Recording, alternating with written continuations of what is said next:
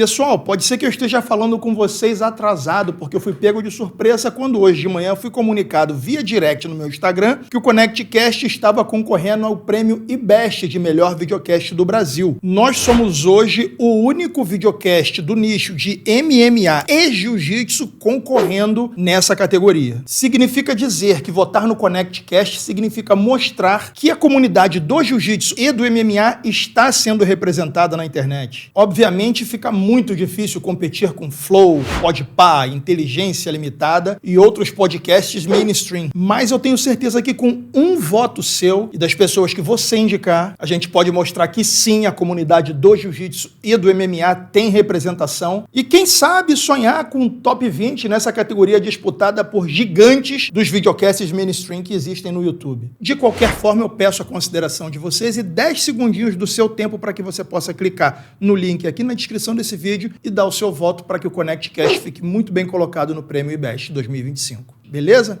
Forte abraço. Coisa que faça sentido. Sai daí, aqui. Falando sobre o Caio, a gente ainda tem um agravante de que Imavov, primeiro do ranking e melhor adversário para ele hoje, vai ser alternate da luta em agosto entre Chimaev Coquilhudo, segundo o André. Não, segundo o André, o Coquilhudo é o Borrachinha, que a já vai falar já. Pô, mas então por que você falou do Chimaev? Não entendi. Porque eu li o chat aqui. Não, eu lembrei aqui que o cara botou no chat. Tá certo. O Coquilhudo do André é o Borrachinha, que a gente estava falando. E, ó, Gil não é gay. Esse cabeça de jaca aqui, o perfil é seu? Não, nem fodendo. Pensei que era você. Gil não é gay. Gil é gay, que botou lá o superchat. É ou não é, meu irmão? Não, o do superchat é. O Gil é gay, ele falou uma coisa bem interessante. Ele falou que o Borrachinha está treinando há 2, 3 meses e deve chegar bem. Cara, treinar 2, 3 meses não necessariamente significa que você vai chegar bem. Eu nunca vi o Borrachinha destreinado. Eu nunca vi o Borrachinha chegar mal para uma luta. Nem aquela luta que ele fez na altitude contra o Luke Rockhold, ele ficou sem gás. Porra, o que foi? Cara, esse chat aqui tá engraçado. Agora tem o Shurek baiano, meu irmão. Os caras têm uma criatividade, meu parceiro. Pô, demais. Shurek baiano. Eu olhei aqui, deixa eu sair do chat, senão eu vou me desconcentrar aqui. Peraí, voltei pro ranking aqui. Voltando. O Borrachinha nunca chegou destreinado. O grande lance que a gente não entende é, porra, ele tem um potencial absurdo. Como ele consegue perder para Marvin Vettori, como ele fez uma luta como a que ele fez contra o Sean Strickland. O Borrachinha deve ser um cara muito bom para derrubar, ele é um cara forte, explosivo, sabe? E a gente vê ele lutando muito aquém do que ele lutava. De novo, o Borrachinha que chegou no UFC, ele era o cara que decidia a luta. De uns tempos para cá, ele resolve virar contra-golpeador.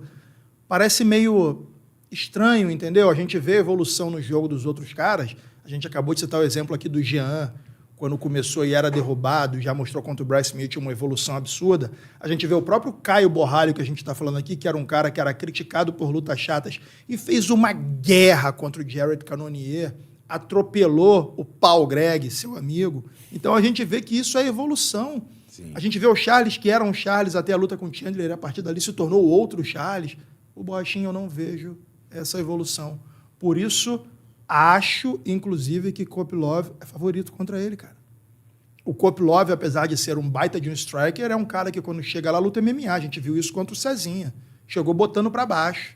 E o André revelou na última roda da discórdia que o Cezinha treinou striking pra caramba, achando que ia lutar contra outro striking. Chegou lá, o cara começou a derrubar ele.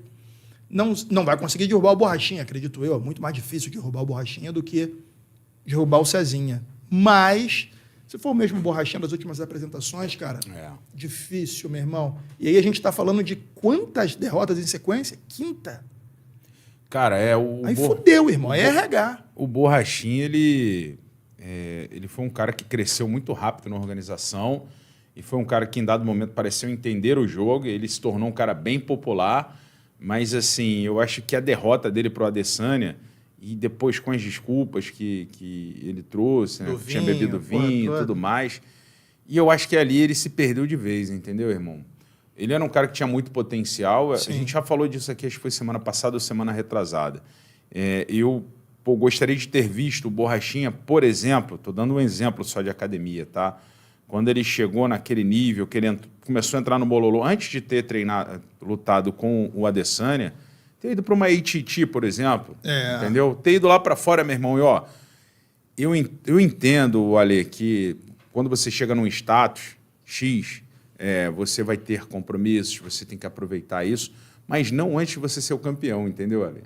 Sim. Eu acho que assim, o título ele te eleva muito mais. Você viu o Poatan. O Ankalaev é um adversário difícil, é um adversário difícil, não é à toa que emplacou uma sequência de 10 vitórias, né? 11 agora na organização.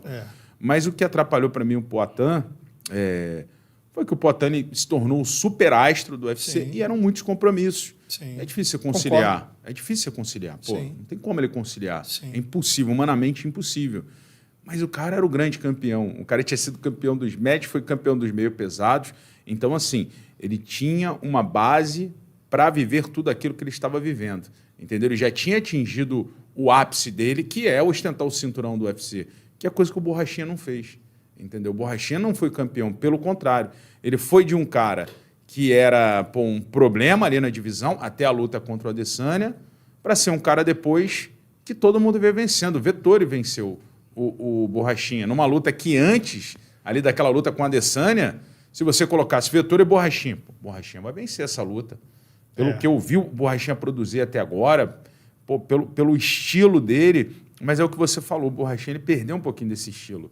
Ele não é mais aquele cara agressivo que chegava para definir forte pra caramba.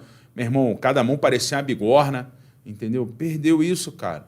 Pô, a luta dele contra o Sean Strickland foi uma luta assim irreconhecível, irmão.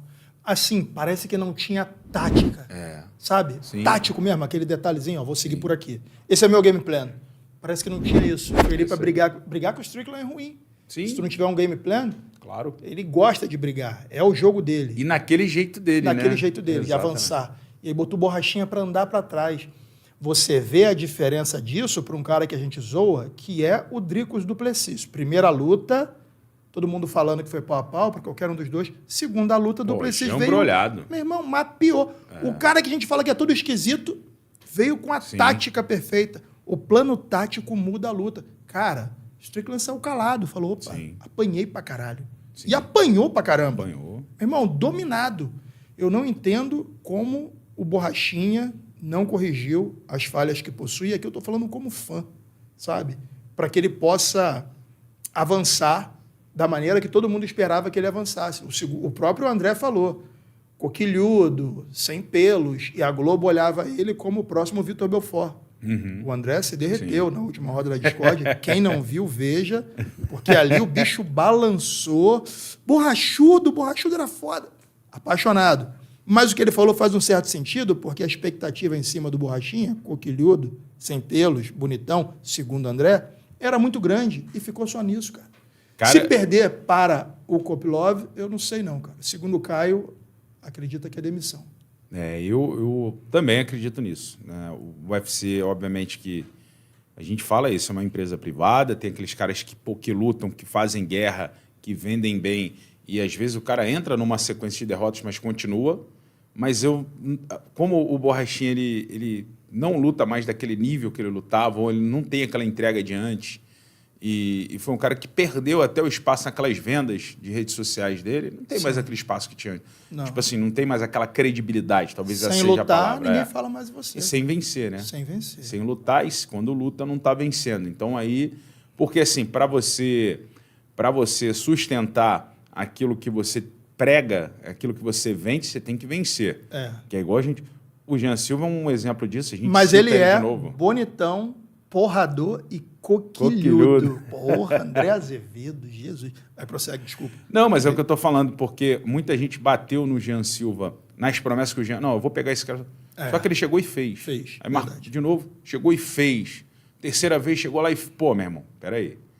Não dá para você ficar tentando apontar erros nesse cara, ou tentar diminuir esse cara, se tudo que ele promete, ele cumpre. Agora, a partir do momento que você não cumpre, você abre brecha para a galera te metralhar ali nas redes sociais, você vai perdendo credibilidade, você vai perdendo o alcance também.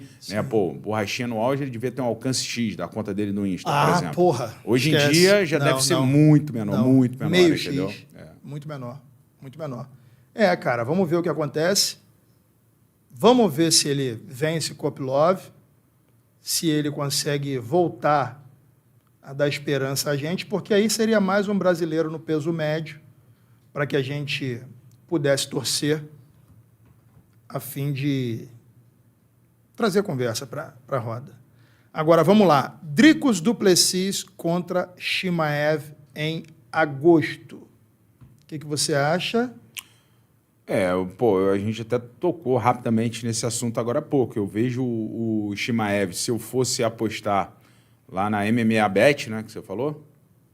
MMA Bet. Então, se eu fosse colocar minha fezinha na MMA Bet, eu colocaria no Chimaev, né, vencendo ainda pela via rápida, porque eu acho que uma luta longa na decisão favorece ao Dricos. Pelo menos é a visão que eu tenho. Eu acho que é interessante porque o Chimaev ele mudou o drive dele de treinamento, que ele era um cara que ele se desgastava muito nos treinamentos e se lesionava através disso, porque a imunidade possivelmente abaixava muito, exigia do músculo dele demais, e aí o músculo, em dado momento, ele não vai aguentar, tudo tem um limite. E eu acho que o Chimaev ele mudou isso na carreira dele. Isso aí foi um ponto positivo pra caramba, porque ele sempre foi um monstro.